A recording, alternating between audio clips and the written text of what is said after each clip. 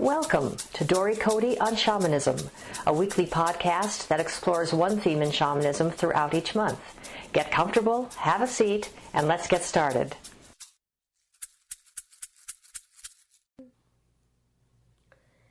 Welcome to episode 27 of this podcast series. I'm delighted to have you with me here today, and we will be talking about soul retrieval.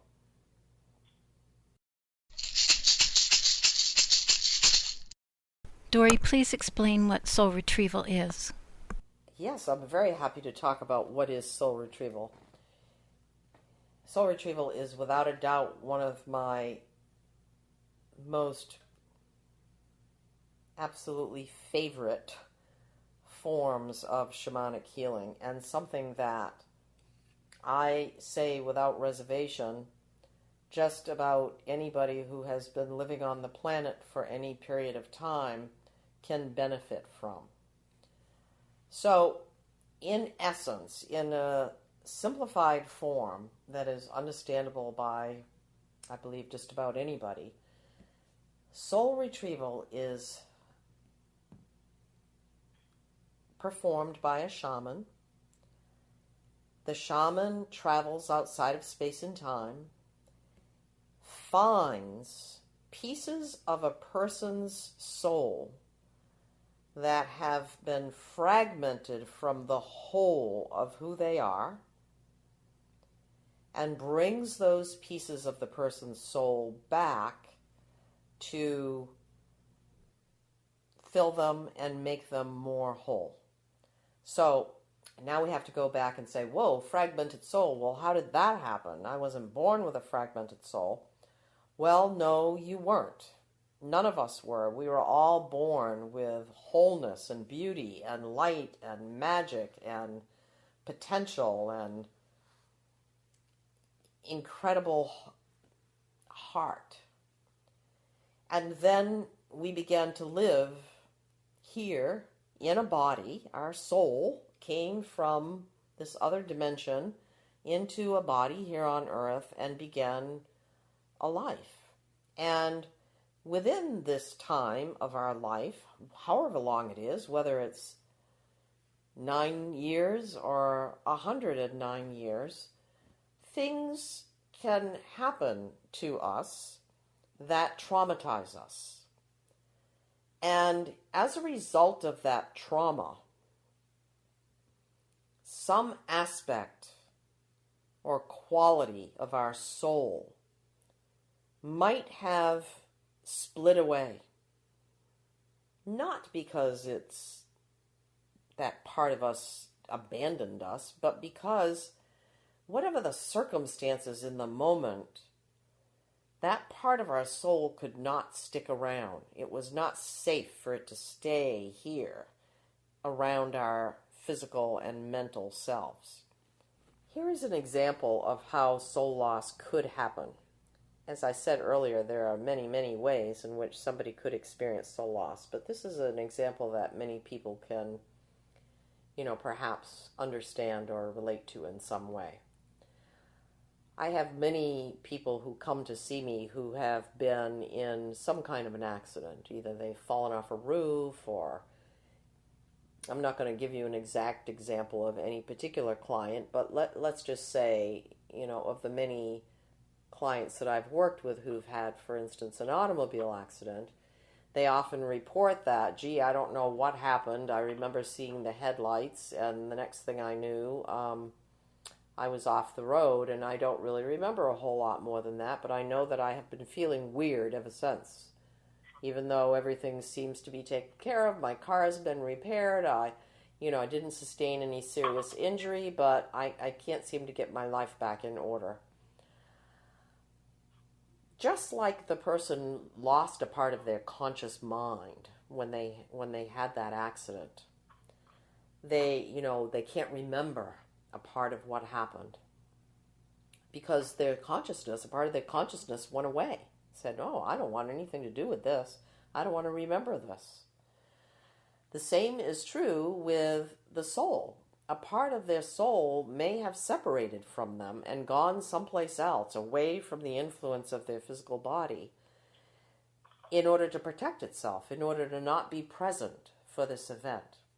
Now, in some cases, just like with the conscious mind, sometimes the person might begin to remember pieces of the incident that occurred. Same is true with the part of the soul. Perhaps over time, a part of that, that soul, that part of their soul will come back on its own. And often it does not.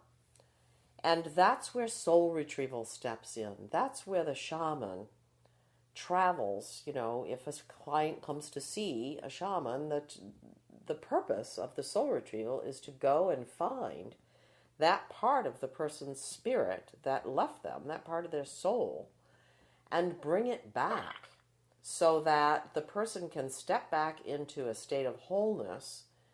And typically, if the soul retrieval is done by a shaman who has been well trained and is working from a place of love and compassion and has a really, really strong relationship with their helping spirit, then the client should experience a relief from the disorder or dis-ease or symptoms that they were having following the car accident that are not addressed with, putting a cast on a broken foot or anything like that, but the symptoms that create depression or a sense of like, oh, I just can't seem to get my groove back. Something's not right.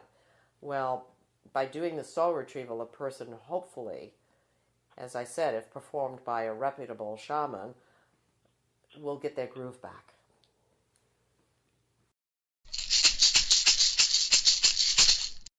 What if the pieces of a person's soul do not want to come back? Do you bring them back anyway? No.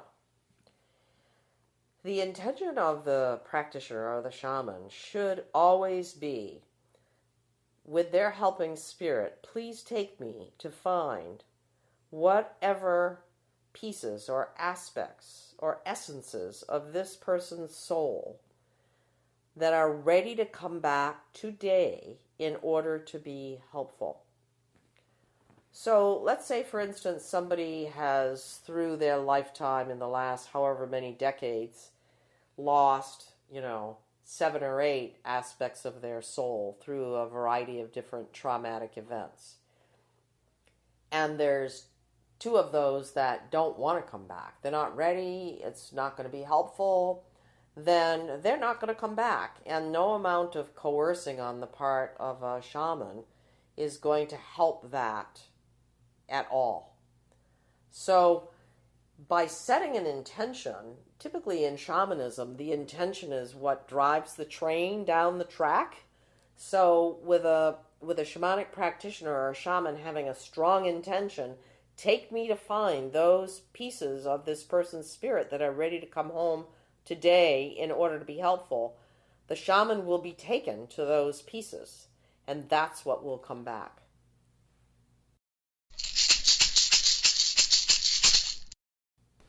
Is there a responsibility when you receive a returning piece during a soul retrieval to make it feel welcomed or to honor it? Is there homework or is there a recuperation plan for reintegration? Yes, absolutely. What is true is that the ceremony of soul retrieval is the cure. But the healing truly happens after the person leaves the shaman's sacred space. And that is created by being intentional and having an open heart and being welcoming to these parts of their soul in the same way they would welcome a wanted guest in their home. They would celebrate, they would be merry, they would pay attention, they would perhaps even have a party. They would in some way acknowledge this part of the of their soul that has come home. And so what is helpful is for the shaman and the client to work together to find a way that is going to be useful and purposeful for this particular client, because there's there's no cookie cutter here. There is no template. I don't send people home, and no good practitioner should send someone home with a list of do this, do this, do this, because if I were to say to somebody, I want you to write in your journal every day what your experiences are and send love letters to these parts of your helping spirit, but this person doesn't even own a journal, never mind have a desire to write in a journal, then I'm asking them to do something that they likely won't do. So it's helpful for the practitioner or the shaman to work with the client and figure out how this particular client is going to be able to celebrate and invite and welcome these pieces of their spirit back home. Is it through creating a piece of art? Is it by going for a walk in the woods every day in silence? What is it? And, so there's assignments, there is work. And it's not long-term, it's not forever, but, a period of days is required for somebody who really wants to fully embrace and receive the benefits of the soul retrieval.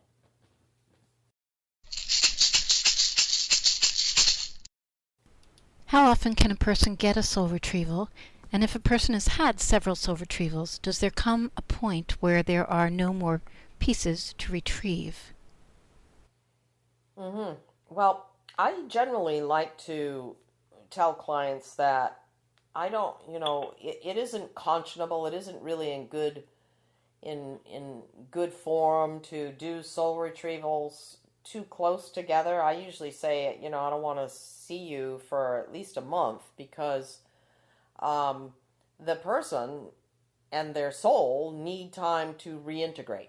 And so just like in any good medical practice, you don't, do one surgery on top of another unless the person's life is dependent upon it. So yes, there is a period of time that should be honored, and it is somewhat unique person to person, but in general, I typically like to say, let's integrate these pieces of your spirit, and then let's come back together in a month or so if you feel that there's more soul retrieval work that needs to happen. And with regard to the second part of the question, is there a time when there are no more pieces left to retrieve? In essence, that would be true, because we're all losing pieces of our spirit from time to time. And, there should come a time when all the pieces that are ready to come home in order to be helpful have come home. And then, of course, that person continues to live their life and may experience ongoing traumas that could create more soul loss. So, yes, there comes a point, hopefully, when the client and the shaman get caught up with the soul essences that have been lost through this person's lifetime. And then going forward, often what happens is now that person having an experience of wholeness, they have a much better understanding of when they might have lost a part of their soul, because they recognize some symptomology that rings a bell in them, like, oh, I wonder if, when this event happened, I lost a part of my soul. And so they may come back for another soul retrieval, but it isn't at that point it's not like a catch-up. In many cases, we're doing soul retrievals that are, from traumas that happened decades ago. And that's not the way the indigenous people did it. Obviously, the indigenous people did soul retrieval in the moment. The shaman was there in the community, in the tribe, in the village, and when something occurred to somebody in the community, the shaman was there and was able to, lasso those pieces of the person's soul that were actively leaving. So that person never had to experience long-term soul loss. They had all those pieces of their soul returned to them right then and there, and then they had all of their soul to participate in the healing process, whether the rest of the healing was physical or emotional or whatever. In our culture, we don't have that benefit. So the shaman is doing catch-up. It's going back, often long, long period of time, to find pieces of a person's soul.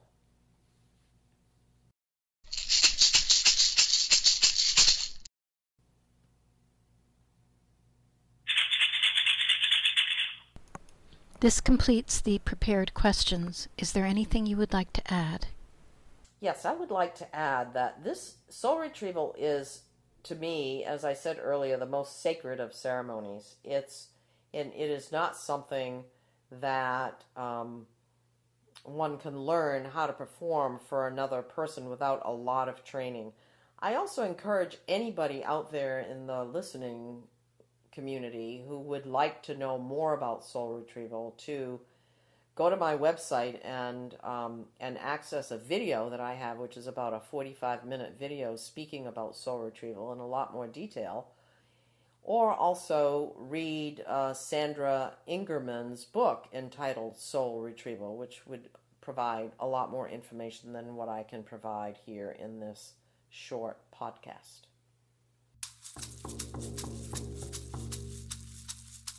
Thank you for listening to Dory Cote on Shamanism. We'd love to hear your thoughts, stories, reactions, and questions. Come on over to dorycote.com and join the conversation. And tune in next week for more on this subject, or next month for a new subject.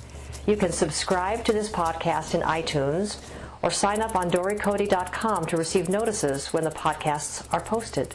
That's Dory, D-O-R-Y, and Cote, C-O-T-E.com. Drumming and rattling by Dory Cote and Terry Morgan. Technical assistance and audio production by JillHackett.com. And this is Susan Savell, wishing you many blessings in your life. We hope to have you join us next time.